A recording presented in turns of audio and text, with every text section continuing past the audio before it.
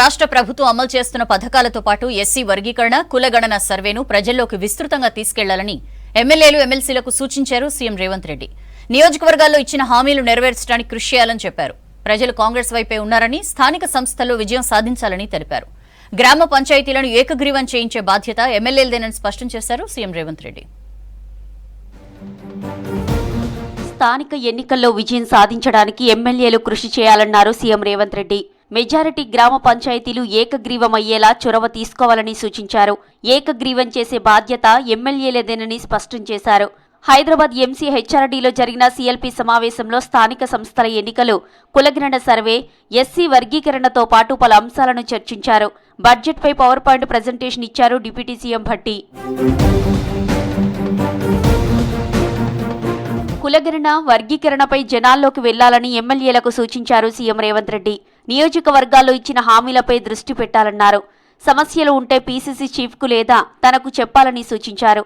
Party హైకమాండ్తోనూ సమస్యలపై మాట్లాడవచ్చని, తానే appointment ఇప్పిస్తానన్నారు CM Revanth Reddy.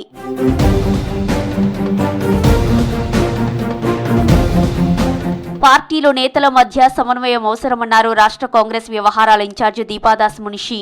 ఎమ్మెల్యేలు, కార్యకర్తలకు, మంత్రులకు, ఎమ్మెల్యేలకు మధ్య గ్యాప్ ఉందని, దీన్ని సరిదిద్దుకోవాలని సూచించారు. సమస్యలుంటే పార్టీలోనే అంతర్గతంగా చర్చించాలని, రహస్య సమావేశాలు పెడితే కఠిన చర్యలు తీసుకుంటామని హెచ్చరించారు. देखिए, ये आपके पास कहाँ से खबर आया मुझे पता नहीं. कोई आदमी या कोई लैंड ओनर्स कोई कंप्लेन लेके कोई एमएलए के पास जा सकता है. इस बारे में हम लोग मंत्री और एमएलए के साथ बैठ के बात करेंगे. जो बात आप बोल रहे हैं कि ऐसी कोई मीटिंग हुआ है, नहीं, मीटिंग हुआ ही नहीं तो कहाँ से इशू आएगा. एमएलएज अगर होटल में जाके कोई रेस्टोरेंट में बैठ के खाना खाते हैं, इसके मतलब ये नहीं कोई सीक्रेट मीटिंग हो. ఈ నెల చివరి నాటికి సూర్యాపేటలో బీసీ సభ, మెదక్లో ఎస్సీ సభ నిర్వహిస్తామన్నారు పీసీసీ చీఫ్ మహేష్ కుమార్ గౌడ్. ఈ రెండు సభలకు పార్టీ అగ్రనేతలు రాహుల్ గాంధీ, మల్లికార్జున ఖర్గే వస్తారని చెప్పారు. దాదాపు 5.5 గంటలు జరిగిన సీఎల్పీ మీటింగ్లో కీలక అంశాలు చర్చించామని తెలిపారు. అయితే కేబినెట్ విస్తరణపై మీటింగ్లో చర్చ జరగలేదన్నారు. వచ్చే స్థానిక సంస్థల ఎన్నికల్లో విజయమే లక్ష్యంగా పనిచేస్తామన్నారు మహేష్ కుమార్ గౌడ్. రాబోయే స్థానిక సంస్థల ఎన్నికల్లో అనుసరించాల్సిన వ్యూహం, తీసుకోవాల్సిన జాగ్రత్తలతో పాటు ప్రభుత్వం ఇస్తున్నటువంటి సంక్షేమ కార్యక్రమాలు ఈ రాష్ట్రంలో జరగని విధంగా తెలంగాణ ప్రభుత్వం, తెలంగాణ రాష్ట్రంలో రాహుల్ గాంధీ గారి యొక్క ఆశయ మేరకు కులగణన చేపట్టి సక్సెస్ఫుల్గా శాస్త్రీయ పద్ధతిలో కంప్లీట్ చేయడం జరిగింది. కులగణన జరిగిన తీరుతెన్నుల మీద ఇంత గొప్ప కార్యక్రమం జరిగింది కాబట్టి సూర్యాపేటలో పెద్ద బహిరంగ సభ చేసి రాహుల్ గాంధీ గారిని ముఖ్య అతిథిగా ఆహ్వానించుకోవాలని, అదేవిధంగా ఎస్సీ వర్గీకరణ మీద మెదక్ జిల్లాలో ఏదో ఒక ప్రాంతంలో మరొక బహిరంగ సభ పెట్టుకుని 14 నెలల పాలనపై సీఎల్పీ సమావేశంలో రివ్యూ చేసుకున్నామన్నారు మంత్రి కోమటిరెడ్డి వెంకటరెడ్డి. దేశంలో ఎక్కడా లేని విధంగా కులగణన సర్వే చేశామని చెప్పారు. బీఆర్ఎస్, బీజేపీలను ప్రజలు నమ్మరని, స్థానిక సంస్థల్లో కాంగ్రెస్ పార్టీదే విజయమని తెలిపారు. 14 మాసాలుగా ఎన్నికల ముందు చెప్పిన కార్యక్రమాలన్నీ కూడా ఒకసారి రివ్యూ చేసుకుంటూ, ఇంకా మనం చేయబోయే కార్యక్రమాలు కానివ్వండి, దేశంలోనే మొట్టమొదటిసారి బీసీ కులగణన చేపట్టి దేశానికే ఆదర్శం అని చెప్పిన రాహుల్ గాంధీ పార్లమెంట్ కూడా ప్రకటించడం జరిగింది. దాని మీద మాట్లాడడం జరిగింది.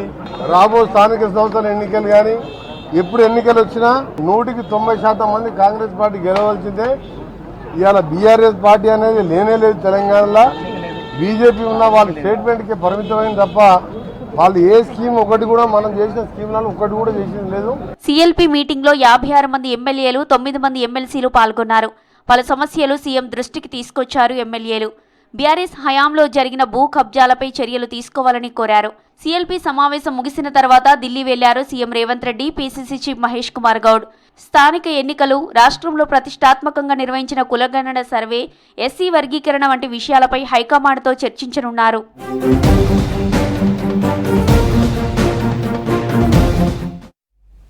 కులగణన శాస్త్రీయంగా చేశామన్నారు మంత్రులు సీతక్క, పొన్నం ప్రభాకర్. విపక్షాలు కావాలనే సర్వేపై తప్పుడు ప్రచారం చేస్తున్నాయని ఫైర్ అయ్యారు. ఎన్టీపీసీ వ్యర్థాల సమస్య పరిష్కరించాలని కేంద్రాన్ని కోరారు ఎంపీ వంశీకృష్ణ. పత్తి రైతులకు అండగా ఉంటామని చెప్పారు ఎమ్మెల్యే వివేక్. పార్టీ ప్రయోజనాలకు భంగం కలిగించే వ్యాఖ్యలపై వివరణ ఇవ్వాలని ఎమ్మెల్సీ తీన్మార్ మల్లన్నను ఆదేశించింది పీసీసీ క్రమశిక్షణ కమిటీ. వెనుకబడిన గిరిజనుల అభివృద్ధికి కృషి చేయాలని సీఎం రేవంత్ రెడ్డిని కోరారు మంత్రి సీతక్క. ఐటీడీఏలను బలపరచాలని, పోడు భూముల సమస్యలు పరిష్కరించాలన్నారు. ఎస్టీ ఎమ్మెల్యేలతో కలిసి హైదరాబాద్ జూబ్లీహిల్స్లోని నివాసంలో సీఎం రేవంత్ రెడ్డితో భేటీ అయ్యారు మంత్రి సీతక్క. రాష్ట్రంలోని గిరిజనుల సమస్యలను సీఎంకు వివరించారు. దేశంలో ఎక్కడా లేని విధంగా కులగణన సర్వే చేశామన్నారు మంత్రి సీతక్క. ఎన్యూమరేటర్లు ఇంటింటికి వెళ్లి సమాచారం సేకరించారని చెప్పారు. తాము చేయని పని కాంగ్రెస్ సర్కార్ చేసినందుకే బీఆర్ఎస్ నేతలు విమర్శిస్తున్నారని ఫైర్ అయ్యారు. హైదరాబాద్ గాంధీ భవన్లో ఆదిలాబాద్కు చెందిన పలు పార్టీలకు చెందిన నేతలకు కండువా కప్పి పార్టీలోకి ఆహ్వానించారు సీతక్క. ఉచిత బస్సుతో పాటు పథకాలు అమలు చేయడం, ఇచ్చిన మాట ప్రకారం కులగణన సర్వే, ఎస్సీ వర్గీకరణ చేయడంతో చాలా మంది కాంగ్రెస్ లో చేరుతున్నారని చెప్పారు. ఈరోజు వర్గీకరణ నుంచి మొదలు పెడితే కులగణన వరకు ఉల్టా ప్రచారం. ఎందుకే ఈ ఉల్టా ప్రచారం? మీరు 10 ఏళ్ళు అధికారంలో ఉన్నారు, మీరు ఇవ్వాల్సింది ఉండే, మీరు చేయాల్సింది ఉండే, మీరు చేయలేదు. మీకు అనే నైతిక అర్హత ఎక్కడుంది? ఇవాళ టీఆర్ఎస్ వాళ్ళు అంటారు, వాళ్ళు ఉన్నప్పుడేమో 51% అనే ఇచ్చిర్రు. ఏది వాళ్ళ కులగణన సర్వే ఎందుకు చేసిర్రు? లిమ్కా బుక్కులలో రికార్డు ఎక్కించుకోవడం కోసం. కులగణనపై విపక్షాలు కావాలనే తప్పుడు ప్రచారం చేస్తున్నాయని విమర్శించారు. రాష్ట్ర బీసీ సంక్షేమ శాఖ మంత్రి పొన్నం ప్రభాకర్ శాస్త్రీయ పద్ధతిలో కులగణన సర్వే నిర్వహించినా కొంతమంది తప్పు జరిగినట్లు ప్రచారం చేస్తున్నారని ఆరోపించారు. బలహీన వర్గాలకు ఎలా న్యాయం చేయాలో రూట్ మ్యాప్ ఇవ్వాలని ప్రతిపక్షాలతో పాటు బీసీ సంఘాలు మేధావులకు విజ్ఞప్తి చేశారు. స్వతంత్రం వచ్చినాక ఇప్పటి వరకు లేనటువంటి ఒక కులాల లెక్క, ఇలా కులాల లెక్క దొరికింది. మనకు న్యాయం జరగడానికి కొరకు 46%, 56%, 70%, 90%, ఆ శాతానికి న్యాయం జరగడానికి ఒక రోడ్ మ్యాప్ ఇవ్వని ప్రెషర్ చేద్దాం. ఇప్పుడు జరిగినటువంటి ఇన్ఫర్మేషన్ ఎగ్జిక్యూషన్ కు తీసుకుపోదాం. నిర్ణయం నివేదిక దాకా వచ్చింది. నివేదిక అమలు జరగడానికి కొరకు అందరం కలిసి ముందుకు పోదాం రమ్మని కోరుతా ఉన్నాం. Telangana health education and media officers association డైరీని ఆవిష్కరించారు మంత్రి దామోదర రాజనరసింహ. రాష్ట్ర వైద్య, ఆరోగ్య, కుటుంబ సంక్షేమ శాఖ ఆధ్వర్యంలో చేపడుతున్న కార్యక్రమాలను ప్రజల్లోకి తీసుకుపోవడంలో మీడియా ఆఫీసర్ల పాత్ర ఎంతో ముఖ్యమైందని చెప్పారు. వివిధ రకాల వ్యాధులు, వాటి చికిత్సల పట్ల ప్రజలకు అవగాహన కల్పించాలని అధికారులకు సూచించారు. ఎన్టీపీసీ మాతంగి కాలనీ కాలుష్య సమస్య పరిష్కరించాలని కేంద్ర విద్యుత్ శాఖ మంత్రి మనోహర్ లాల్ ఖట్టర్ విజ్ఞప్తి చేశారు. ఎంపీ గడ్డం వంశీకృష్ణ పవర్ ప్లాంట్ వ్యర్థాలతో జనం ఇబ్బంది పడుతున్నారని చెప్పారు. ఎన్టీపీసీ యాజమాన్యంపై కఠిన చర్యలు తీసుకోవాలని కోరారు. తమ విజ్ఞప్తులపై కేంద్ర మంత్రి సానుకూలంగా స్పందించారని చెప్పారు ఎంపీ వంశీకృష్ణ. మీరు పొల్యూషన్ పాయింట్ ఆఫ్ వ్యూ కానీ, మీరు ప్రజల పాయింట్ ఆఫ్ వ్యూ కానీ తగిన చర్యలు తీసుకోకపోతే ఈ పవర్ ప్లాంట్ వచ్చిన ప్రజలు ఉద్యోగాలు రావు, ప్రజలకు ఈ అనారోగ్యం ఉన్న ఈ వ్యాధులు ఏదైతే వస్తున్నాయో పొల్యూషన్ వల్ల దాన్ని క్లియర్గా వాళ్ళు అడ్రస్ చేయకపోతే కష్టం ఉంటుందని చెప్పి ఎన్టీపీసీ అధికారులకు కూడా ఈరోజు చెప్పడం జరుగుతుంది. ఎందుకంటే పవర్ ప్లాంట్ అనేది స్పెషల్లీ థర్మల్ పవర్ ప్లాంట్ చాలా పొల్యూషన్ ఇష్యూస్ వస్తాయి. మంచిర్యాల జిల్లా చెన్నూరు మండలంలో సీసీఐ పత్తి కొనుగోలు చేపట్టేలా చర్యలు తీసుకోవాలన్నారు ఎమ్మెల్యే వివేక్ వెంకటస్వామి. స్థానిక రైతుల సమస్యలపై కలెక్టర్ కుమార్ దీపక్తో మాట్లాడారు. రైతులకు ఇబ్బందులు కలగకుండా పత్తి కొనుగోలు చేపడతామని కలెక్టర్ హామీ ఇచ్చారు. చెన్నూరులో ఉన్న పత్తి అంతా మొత్తం కూడా కొనుగోలు చేయాలని చెప్పి వారికి ఆదేశాలు ఇవ్వడం జరిగింది. వారు 15 రోజుల వరకు మేము పత్తి కొనుగోలు చేసుకుంటామని చెప్పి వారు కలెక్టర్ గారికి మాట ఇచ్చారు. చెన్నూరు పత్తి రైతులు అందరూ కూడా ఆందోళన పడకండి, మీ పత్తి తొందరగా మీరు తీసి క్వాలిటీ సరిగా లేకుంటే సీసీఐ కూడా ఒప్పుకోవడము కష్టం. మీరందరూ కూడా భయపడకండి, అంత పత్తి కూడా కొనుగోలు జరుగుతుంది.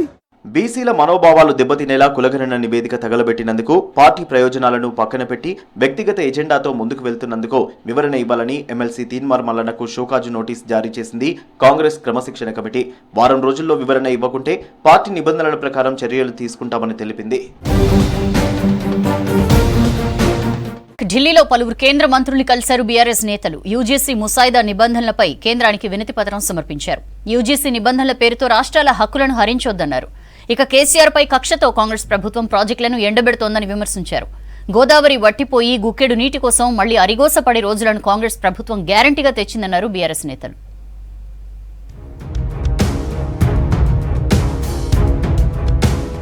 ఢిల్లీలో కేంద్ర మంత్రి నితిన్ గడ్కరీని కలిశారు బీఆర్ఎస్ వర్కింగ్ ప్రెసిడెంట్ కేటీఆర్, ఆ పార్టీ ఎమ్మెల్యేలు. సిరిసిల్ల నుంచి కోరుట్లకు జాతీయ రహదారి పొడిగించాలని గడ్కరీని కోరారు. దీంతో పాటు రాష్ట్రంలోని పలు పెండింగ్ ప్రాజెక్టుల నిర్మాణం, రహదారుల విస్తరణ అంశాలపై డిస్కస్ చేశారు కేటీఆర్. అంతకుముందు మాజీ మంత్రి సవితా ఇంద్రారెడ్డితో కలిసి కేంద్ర విద్యాశాఖ మంత్రి ధర్మేంద్ర ప్రధాన్ని కలిశారు కేటీఆర్.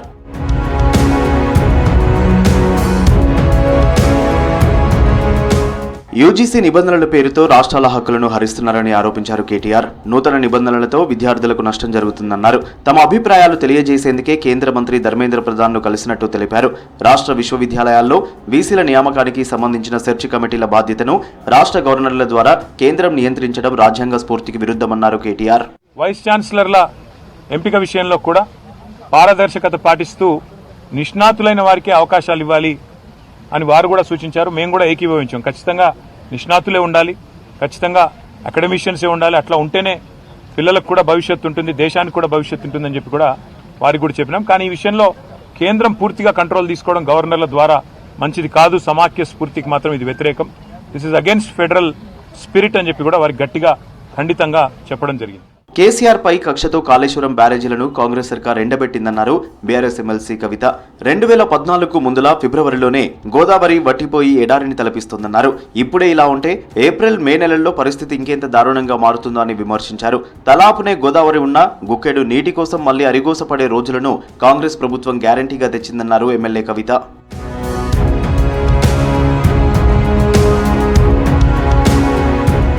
మాజీ మంత్రి బీఆర్ఎస్ ఎమ్మెల్యే హరీష్ రావును మర్యాదపూర్వకంగా కలిశారు ఎమ్మెల్సీ సత్యవతి రాథోడ్, ఎమ్మెల్యే వివేకానంద గౌడ్. అసెంబ్లీలో బీఆర్ఎస్ విప్గా వివేకానంద, మండలిలో పార్టీ విప్గా సత్యవతి రాథోడ్ ను నియమించారు బీఆర్ఎస్ చీఫ్ కేసీఆర్. దీంతో ఇద్దరు నేతలను అభినందించారు హరీష్. ఇరువురిని శాలువాతో సత్కరించారు. కేసీఆర్ సూచనలతో తమకు అప్పగించిన బాధ్యతలను నిర్వర్తిస్తామని చెప్పారు సత్యవతి, వివేకానంద గౌడ్.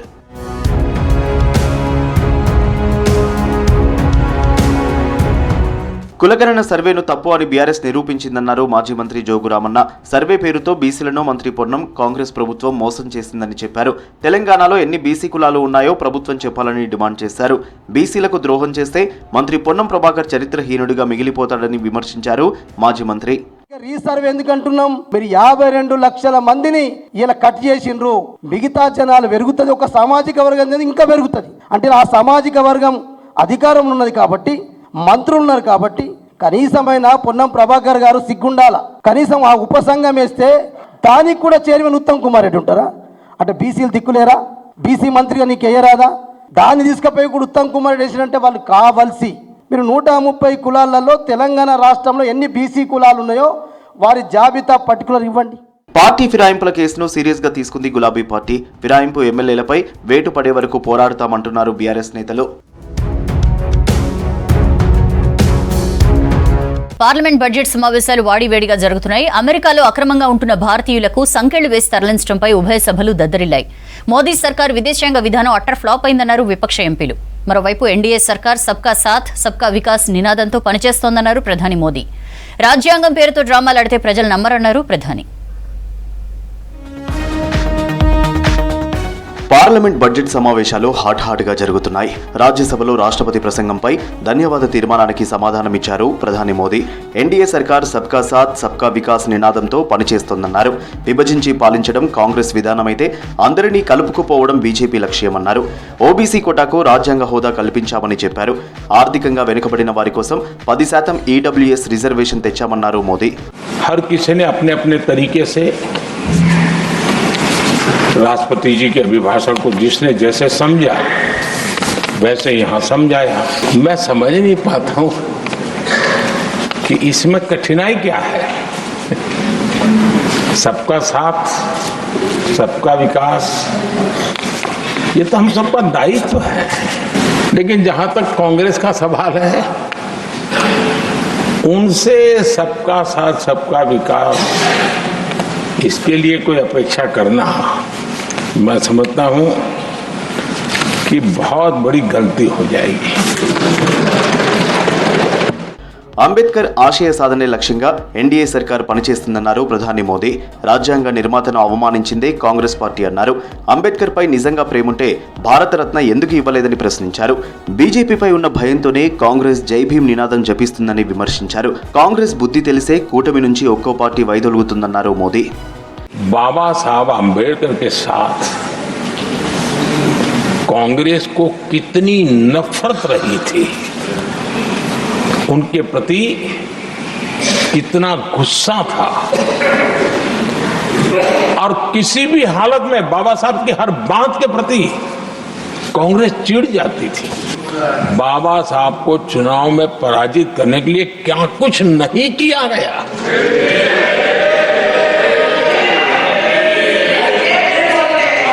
कभी भी बाबा साहब को भारत रत्न के योग्य नहीं समझा गया।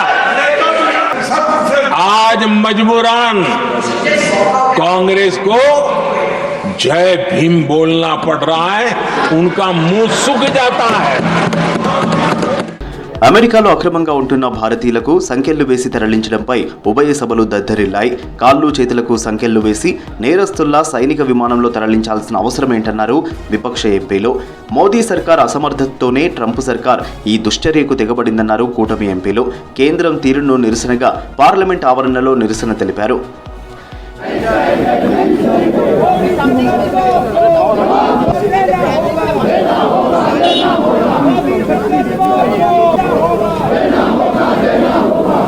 मैं ये कहूँगी कि बहुत बातें की गई कि मोदी जी ट्रंप जी बहुत अच्छे मित्र हैं और मोदी जी ने ऐसे क्यों होने दिया? क्या हम अपना जहाज़ नहीं भेज सकते थे उनको लेने के लिए? इस तरह से क्या इंसानों के साथ बर्ताव किया जाता है कि उनको हथकड़ियाँ पहना के बेड़ियाँ पहना के भेजा यहाँ पे? ఇదే అంశంపై ఉభయ సభలు వాయిదాల పర్వం కొనసాగింది. అమెరికా చర్యలపై కేంద్రం స్పందించాలంటూ విపక్ష ఎంపీలు పట్టుబట్టాయి. ట్రంప్ ప్రభుత్వం భారతీయుల పట్ల అగౌరవంగా ప్రవర్తిస్తుంటే ఎన్డీఏ సర్కార్ ఏం చేస్తుందని రాజ్యసభలో నిలదీశారు. మోదీ సర్కార్ విదేశాంగ విధానం అట్టర్ ఫ్లాప్ అయిందన్నారు ఎంపీలు. लाल आंख दिखाकर अमेरिका को अब उनके नागरिकों को बेइज्जत और अपमानित करने के बारे में उनको सही मार्ग दिखा सकता है तो आप क्यों नहीं? सर, अमानवीय तरीके से आपकी धरती पर अमेरिका के सेना का जहाज आ गया और आपको पता तक नहीं चला। आपने जानने तक कोशिश नहीं की कि एक टॉयलेट में शर्म करो आप लोग, एक टॉयलेट में 104 लोग अमानवीय तरीके से लाए गए। యుఎస్ నుంచి ఇండియన్స్ డిపోర్టేషన్ పై కేంద్రం స్పందించింది.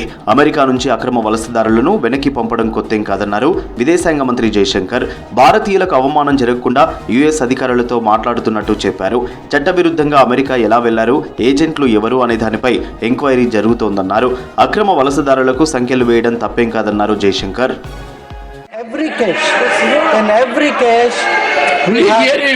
We have obtained passport details, we have checked the verification, we have ensured that they are Indians, and we have had contacts to ensure that that is the case.